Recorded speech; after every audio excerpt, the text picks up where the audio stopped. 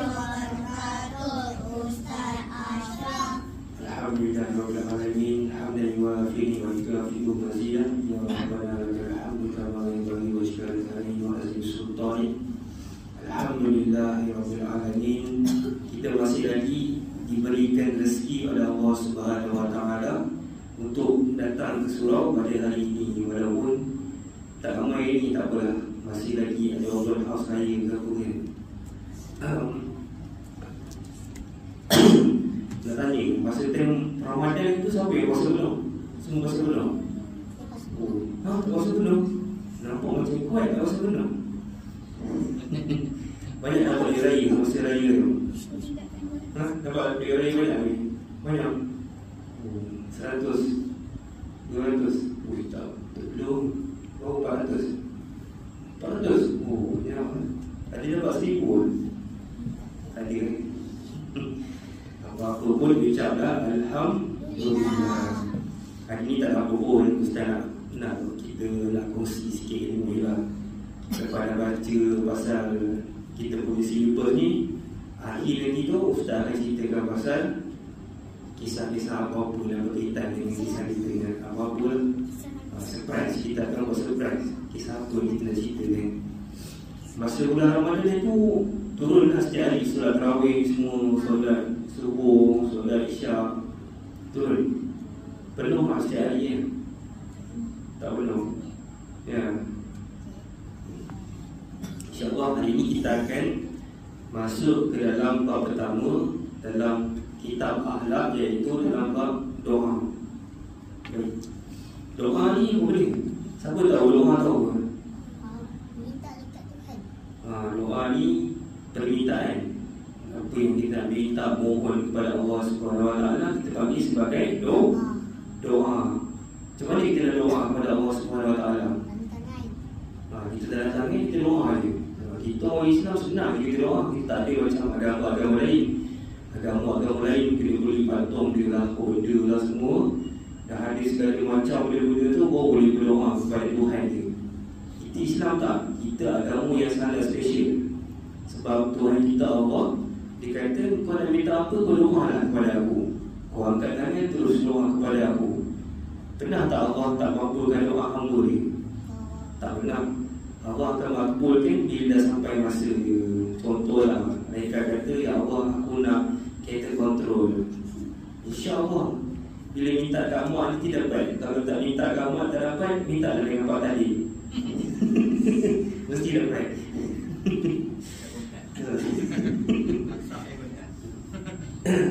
Baik, doa ni macam mana, apa adab-adab kita sebelum kita nak berdoa kepada Allah Subhanahu Wa Taala? Bersih.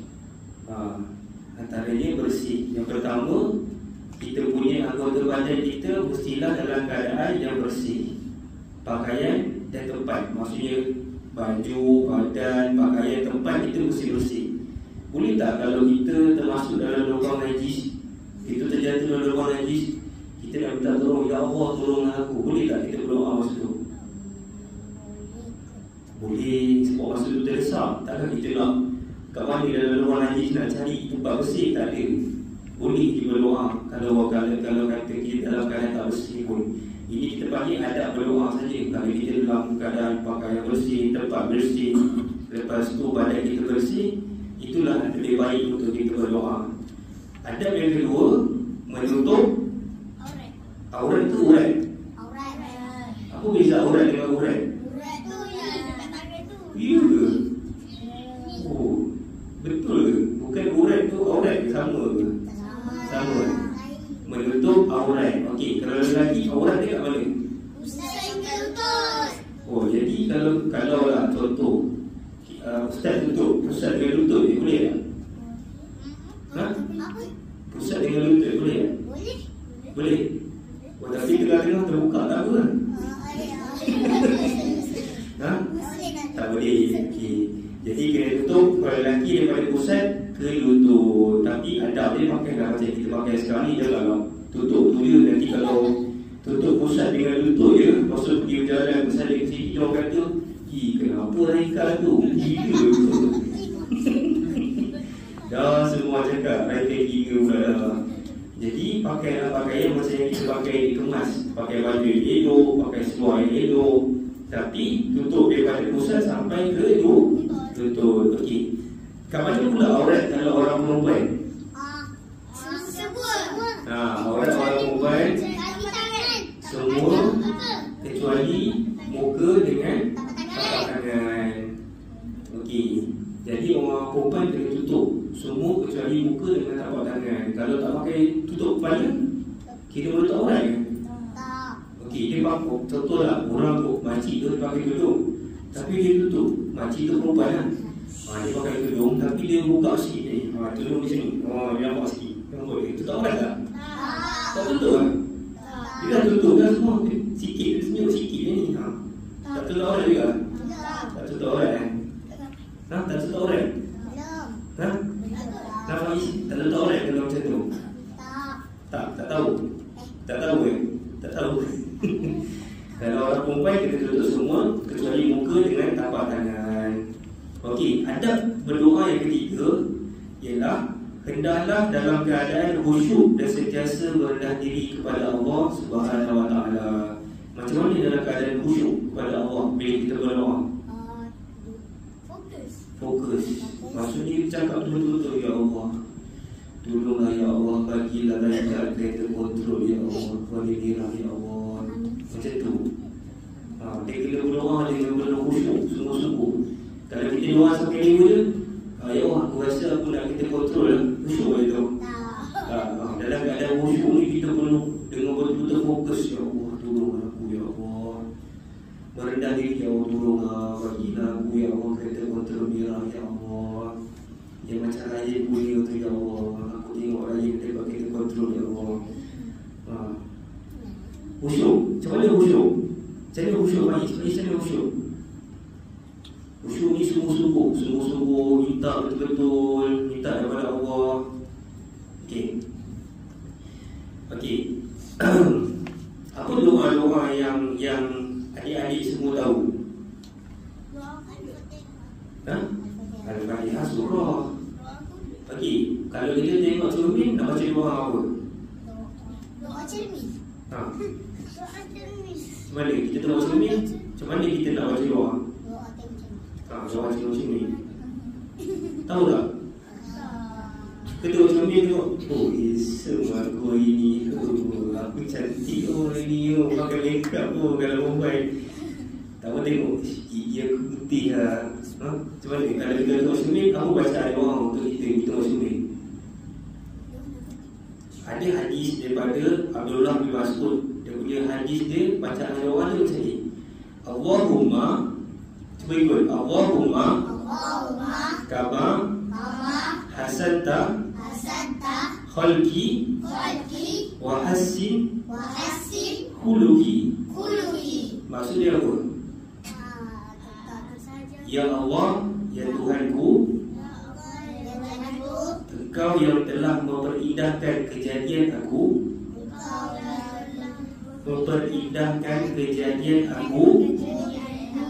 rupaku, maka indahkanlah pula pekertiku. Pekerti tu akhlak aku. Okey. Kalau tak baca tak dapatlah sunnah tu. Kalau kita baca dapat pahala. Kalau tak ingat dalam bahasa Arab, baca dalam bahasa Melayu, ya Allah, Kau yang telah memperindahkan muka aku ya Allah, Kau indahkan juga akhlak aku ya Allah. Senang? Senang tak? Senang. Okey, apa kelebihan kalau kita berdoa kepada Allah Ta'ala? Okey, kelebihan kalau kita berdoa kepada Allah, doa ni sebenarnya adalah satu ibadah kepada Allah Subhanahu Wa Ta'ala. Maksudnya, kalau malas puasa, malas solat semua, antara ibadah yang paling senang berdoa kepada Allah Subhanahu Wa Ta'ala. Itu antara ibadah. Baik, yang kedua, doa ni dapat menolak bala dan maksiat. Bala tu apa bala? Bala ni musibah. Tiba-tiba jalan-jalan, jatuh patah kaki. Itulah bala. Tahu bala? Bala. Musibah apa musibah? Tiba-tiba tengah duduk elok-elok banjir, sentiasalah kita berdoa kepada Allah Subhanahu Wa Taala untuk semua benda. Semua minta doa kepada Allah sebab Allah akan bagi. Lagi-lagilah orang semua ni masih kecil-kecil lagi. Okey. Masa orang setengah hidup ni, doa siapa yang mustajab? Yang Allah terima. Doa siapa yang Allah terima? Ibu bapa. Ibu bapa. Doa ibu ni, kalau orang nak apa-apa, cakap dengan mak-mak, doa dah adik dapat 9A SPM, minta tolong dengan mak. Mak doa. Sebab doa mak ni, dia tak boleh hijab, tak boleh menutup. Allah terus sampai dari Allah terus. Sebab tu kalau mak berdoa special. Jadi kalau nak minta apa-apa, mak tolonglah doa dekat adik. Adik nak jadi budak yang handsome, contoh. Adik nak jadi budak yang cerdik, contoh. Minta mak doa, nanti mak akan doa, Allah terus makbulkan doa mak tu. Sebab doa mak ni tak ada apa? Tak ada hijab, tak ada tutup, tak ada yang menghalang daripada menerima doa tersebut. Baik, bila kita berdoa ni menjadikan hati kita lebih tenang. Okey, kalau kita tak tahu doa dalam bahasa Arab, boleh tak kita nak berdoa dalam bahasa Melayu? Boleh tak? Boleh tak? Kalau kita tak tahu doa bahasa Arab, boleh tak doa dalam bahasa Melayu? Boleh tak? Boleh. Kalau tak tahu bahasa Arab, kita berdoa dalam bahasa Melayu. Doa lah puas-puas. Apa yang kita nak mengadu ke Allah, kita mengadu dengan Allah. Doa semua benda dalam bahasa Melayu. Doa ni juga adalah senjata orang Islam. Senjata orang Islam. Senjata tu senjata. Macam pistol, pedang, apa semua tu. Doa ni senjata orang Islam. Dia kalau kita berdoa ni, Allah akan makbulkan doa kita. Okey. Bila waktu-waktu yang mustajab untuk kita berdoa? Tahu tak? Mustajab ni kalau kita doa je Allah terima. Waktu bila? Okey, salah satu ni malam Lailatul Qadar. Lepas tu hari Arafah. Malam Lailatul Qadar tahu? Malam Lailatul Qadar tu pada masa bulan Ramadan tu ada satu hari yang Allah makbulkan doa kita, iaitu malam Lailatul Qadar. Lepas tu hari Arafah, satu hari sebelum Raya Haji, hari Arafah. Okey, tapi hari-hari biasa pun ada. Apa dia? Waktu hujan. Bila waktu hujan turunnya, kita memuji, ya Allah, doa kepada Allah. Sebab masa tu pintu langit terbuka. Doa semua-semua ke Allah, Allah akan makbulkan semua doa kita masa waktu hujan. Lagi, waktu apa lagi yang Allah makbulkan doa kita? Ada budak datang kat kita, tiba-tiba dia datang, dia pun tumbuk kita, bully kita. Kita orang yang keranaya, kita dizalimi. Waktu tu doa kita makbul. Doa dalam masa waktu tu. Okey, lagi seterusnya, masa hari Jumaat. Ingat tak? Tengah-tengah hari Jumaat tu, kan kita imam baca khutbah, betul? Tiba-tiba doa, tengah-tengah baca khutbah, lepas tu dia diam. Tengah-tengah tu dia diam, imam duduk, lepas tu ada orang baca doa. Pasal? Masa waktu tu antara waktu yang mustajab berdoa. Tak pasal ke? Masa Jumaat tidur mesti tidur ni sebab tak pasal tu. Okey, kan khutbah Jumaat awal-awal tu imam baca khutbah, lepas tu tiba-tiba imam diam, imam duduk, lepas tu ada orang baca doa. Waktu tu antara waktu yang mustajab berdoa. Jadi kalau adik-adik semua dah berdoa, doalah pada waktu tu. Lagi bila lagi waktu mustajab berdoa? Bila lagi waktu mustajab berdoa? Lagi? Waktu malam, 1/3 malam. Kalau bangun solat tahajud 1/3 malam, waktu-waktu yang malam, tengah-tengah malam tu, bangun solat tahajud, berdoa kepada Allah. Itu pun antara waktu yang Allah mustajabkan doa. Sebab masa waktu tu turun malaikat-malaikat ke bumi. Turun malaikat-malaikat ke bumi, dia nak ambil doa-doa kita yang kat bawah ni. Baik, setakat itu saja berkenaan dengan doa. Seterusnya ada cerita sikit berkenaan dengan doa ni. Okay. Tak dengar cerita ni? pun dah dengar? Kita. Ha? Cerita apa dah dengar? Kisah Nabi Adam. Nabi Adam. Nabi Adam. Oh, Nabi Adam. Nabi Adam. Nabi apa yang berdalau tu? Belah laut. Nabi Musa. Ha. Tak apalah, Nabi Musa kita cerita nanti. Hari ni kita dah cerita pasal doa dulu. Ada satu Nabi ni diceritakan pasal doa ni. Dia berdoa dan kaum dia ada jadi sesuatu dekat kaum dia. Nak tahu Nabi apa? Nabi Isa. Ha? Nabi Yusuf. Nabi Yusuf. Banyak Nabi yang berdoa sebenarnya, tapi dah cerita pasal doa ni ada berkenaan dengan satu Nabi. Nabi Muhammad. Nabi Yunus. Nabi yang Ustaz ceritakan ni ialah berkenaan dengan Nabi Zulkifli alaihi salam. Kenal Nabi Zulkifli? Pakcik Zul pun kenal? Pakcik Zul pun kenal? Tu Pakcik Zul tu kenal? Ni Pakcik Zulkifli kenal? Ha? Kenal? Tapi bukan Pakcik Sasar Pakcik Zul ni. Ni tentang Nabi Zulkifli alaihi salam. Nabi Zulkifli ni, dia ni anak Nabi Ayub. Kenal si Nabi Ayub? Kenal? Kenal dia Pak Ayub kat sini. Siapa ayah nama Ayub? Tak ada. Tak ada. Dia bukan Ayub tu. Dia Nabi Ayub alaihissalam. Nabi Ayub ni Allah uji dia dengan dia dapat penyakit yang sampai tinggal tulang. Dia tak ada apa-apa isi lah. Sampailah dia disembuhkan semula Nabi Ayub. Nabi Zulkifli ni adalah anak kepada Nabi Ayub alaihissalam. Nabi Zulkifli ni orang biasa dia. Nama dia sebenarnya Bashar. Nama dia Bashar. Nama dia Bashar. Macam mana boleh orang panggil nama Nabi Zulkifli ni? Sebab satu hari pemimpin Bani Israel, dia dah tak larat nak pimpin Bani Israel masa waktu tu. Dia pun tanya dekat semua kaum dia, wahai kaum aku, siapa nak jadi pemimpin kepada kita semua Bani Israel ni? Semua orang diam, semua takut. Jadi pemimpin, siapa nak jadi pemimpin? Semua takut. Lepas tu dia letakkan pula syarat. Dia kata, aku boleh bagi kepada siapa nak jadi pemimpin daripada kaum aku ini, tetapi orang tersebut mestilah setiap hari berpuasa. Oh, setiap hari kena berpuasa. Setiap hari dia berpuasa. Malam hari pula dia kena melakukan solat malam sepanjang malam. Oh, dahsyat. Boleh ke macam tu setiap hari puasa? Tak buka-buka. Oh, Ustaz tak nak, tak sanggup. Jadi semua orang Bani Israel tu takut. Kau dahsyat dia punya syarat. Kena berpuasa setiap hari, lepas tu malam kena solat malam setiap hari.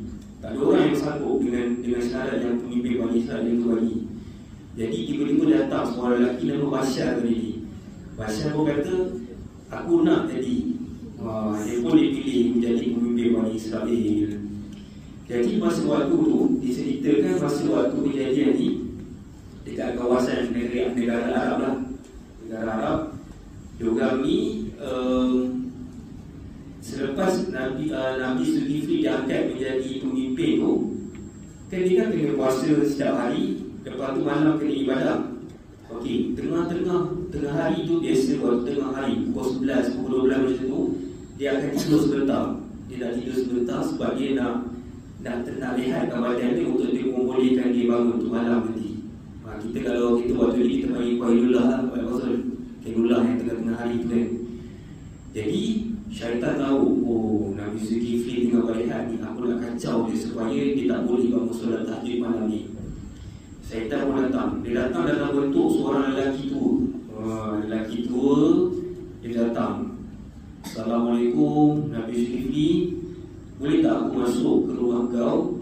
Nabi Zulkifli tengah rehat ni. Semua rakyat tahu yang waktu tengah hari dia akan berehat dekat rumah dia, sebab malam nanti dia nak bangun solat malam. Syaitan tadi datang. Dia kata, boleh tak aku masuk ke rumah kau? Lepas tu Nabi Zulkifli pun terpaksa lah bangun. Dia cakap, boleh tak kau datang esok? Aku tengah berehat waktu ni sekarang. Syaitan bikin dia, aku jadi kacau Nabi Zulkifli. Hari yang pertama, malam tu Nabi Zulkifli bangun juga solat tahajud. Syaitan rasa macam, oh aku gagal. Esok syaitan datang lagi ke rumah Nabi Zulkifli kali kedua. Assalamualaikum, waktu tengah hari ni Nabi Zulkifli tengah berehat tidur ni. Dia datang lagi, Nabi Zulkifli, aku nak bercakap dengan kau, aku nak mengadu dengan kau tentang masalah aku ni, masalah aku yang sangat besar ni. Kau sebagai pemimpin, kau kena dengar masalah aku ni. Kau Kau sebagai raja, kau kena dengar semua masalah aku. Nabi Zulkifli kata, ini waktu aku berehat, kau datang esok waktu aku kerja.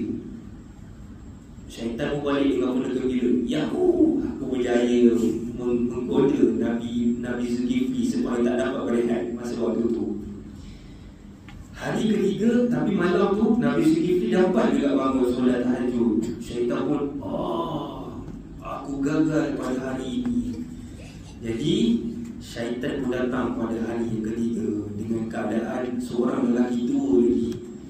Pada hari ketiga ni, syaitan datang ke rumah Nabi Zulkifli. Dia tengok, mana Nabi Zulkifli ni? Kenapa tingkap pintu semua tertutup? Dia ketuk pintu, Nabi Zulkifli tak buka-buka pintu. Nabi Zulkifli pada tahu dia tahu sebab dia tahu lelaki tua tu yang datang. Nabi Zulkifli dia pun jerit, Nabi Zulkifli, aku datang ni, aku nak mengadu masalah aku dengan kau. Bukan pemimpin kami. Kau kena dengarlah masalah aku. Nabi Zulkifli pun kata, ni waktu aku tengah berehat, kau datang esok. Dia tak puas hati. Dia pusing ke rumah Nabi Zulkifli. Dia pusing cari tingkap, cari pintu mana yang terbuka. Sekali dia terjumpa satu tingkap yang terbuka. Dia pun masuk ke dalam tingkap tersebut. Dia duduk depan Nabi Zulkifli. Nabi Zulkifli terkejut. Macam mana kau masuk ke dalam rumah aku? Tingkap aku kecil je ni. Nabi Zulkifli terkejut tengok lelaki tua tu berada di hadapan Nabi Zulkifli. Kemudian Nabi Zulkifli pun baru tahu, sebenarnya kau bukan lelaki tua, engkau bukan manusia, kau sebenarnya syaitan. Nabi Zulkifli pun lawan dan syaitan tu pun kalah pada hari tersebut. Nabi Zulkifli menang. Tapi tak habis lagi cerita kat situ. Okey. Kemudian Nabi Zulkifli pun pada hari-hari seterusnya dia pun jadi, dia kan raja masa waktu tu, jadi ketua kepada semua orang. So semua orang datang jumpa dia, minta bantuan dia, minta nasihat dia, minta pertolongan dia. Satu hari tiba-tiba golongan rakyat Bani Israel ni, nak cerita pasal doa tadi, doa ni. Golongan Bani Israel tu datang kepada Nabi Zulkifli, diorang nak memberontak. Diorang kata, aku nak memberontak, kami tak nak Nabi Zulkifli jadi kami punya ketua. Lepas tu Nabi Zulkifli dengar orang memberontak tak lawan dia sebagai raja. Dia pun kumpul semua dia punya pengikut-pengikut yang setia dia, yang bersama dengan dia. Pengikut-pengikut setia Nabi Zulkifli ni pun diajak kepada Nabi Zulkifli untuk pergi berperang. Tapi orang Israel ni, Bani Israel ni, dia orang penakut. Nabi Zulkifli kata, jom kita berperang. Tak ada, aku takut, aku takut. Dia takut. Lepas tu Nabi Zulkifli puas lagu tu. Jom perang, kita nak lawan orang yang ingkar dengan kita ni, yang tak nak ikut ajaran Islam ni. Bila dia orang takut, dia orang pun letak syarat kepada Nabi Zulkifli. Dia kata, aku boleh ikut korang, aku boleh ikut kau Nabi Zulkifli, dengan syarat kau tolonglah doa ke Allah supaya kami semua boleh berperang, menang dan tak mati-mati. Tak mati-mati, panjang umur kami dan tak mati-mati. Nabi Zulkifli pun berdoa kepada Allah, ya Allah yang Tuhanku, tolonglah kau panjangkan umur pengikut-pengikut aku ni tak mati-mati. Tak mati-mati. Lepas tu orang pun pergi berperang. Memang betul, semua pengikut Nabi Zulkifli tak mati-mati. Diorang panjang umur, semua menang. Kita menang. Semua menang. Diorang menang. Sebab apa? Nabi Zulkifli tadi doa kepada Allah supaya minta diorang ni panjang umur dan tak mati-mati. Tapi ada satu masalah yang berlaku. Bila dah lama sangat diorang ni hidup, diorang rasa penat, tak mati-mati. Sebab dah tua, dah tak boleh berjalan, lepas tu sakit sana sini, tapi tak mati-mati. Lepas tu makin ramai rakyat Nabi Zulkifli. Sebab yang hidup tu tak mati-mati, lepas tu lahir pula orang yang lain. Jadi rakyat Nabi Zulkifli ramai sangat. Orang tadi yang tak mati-mati ni dengan sakit, dah tua semua, dah tak boleh nak berjalan, tak boleh nak makan, tapi terbaring tak mati-mati. Dia pun sampai dah, kita ni dah lama sangat hidup ni, boleh tak minta balikkan Nabi Zulkifli untuk doa kepada Allah supaya matikan pula kita. Tadi diorang yang tak nak mati-mati, nak panjang umur. Tapi kali ini dimintakan Nabi Zulkifli, tolonglah Nabi Zulkifli doakan kepada Allah supaya kami mati pula. Nabi Zulkifli pun berdoalah kepada Allah, ya Allah, tolonglah matikanlah umat aku ni macam biasa, ya Allah, janganlah pandangkan umur doa. Selepas Nabi Zulkifli berdoa kepada Allah, orang-orang tadi yang dipanjangkan umur tadi itu semua mati seorang, dan habislah kisah berkenaan Nabi Zulkifli. Apa yang kita dapat daripada pengajaran kisah Nabi Zulkifli alaihissalam?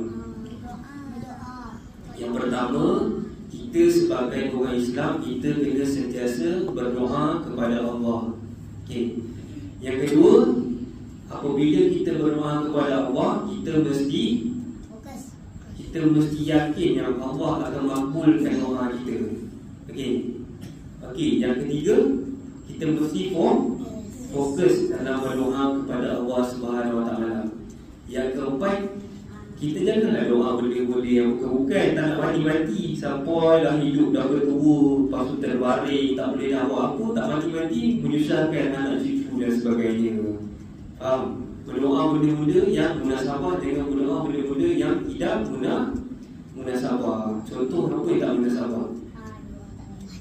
Contohnya doa tadi lah, tak mati-mati. Sebab apa? Manusia ni semua akan mati. Hebat macam mana, handsome macam mana, badan swasta macam mana pun tetap akan mati. Mati itu pasti. Jadi apa persiapan kita untuk kita menghadapi mati? Sentiasa beribadah kepada Allah Subhanahu Wa Taala. Itulah kisah berkenaan dengan kisah Nabi Zulkifli alaihissalam.